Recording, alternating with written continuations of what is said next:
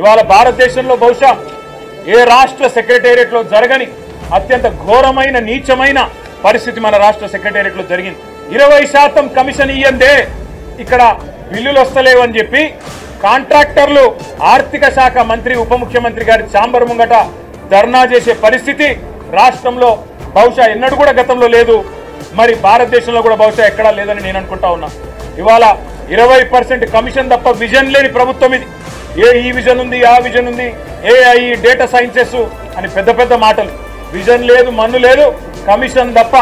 No vision, only commission, only 20% commission అనే విధంగా ఇవాళ ప్రభుత్వాన్ని నడుపుతూ ఢిల్లీకి మూటలు పంపుతూ ఇక్కడ చిన్న కాంట్రాక్టర్లను, సర్పంచ్లను, చిన్న చిన్న వ్యక్తులను వేధించి చివరికి ఓవర్సీస్ స్కాలర్షిప్లు ఇవ్వకుండా, గురుకులాల్లో తిండి పెట్టకుండా ఈరోజు పిల్లల్ని చంపుతున్న అరాచక ప్రభుత్వం రేవంత్ రెడ్డి ప్రభుత్వం, కాంగ్రెస్ ప్రభుత్వం.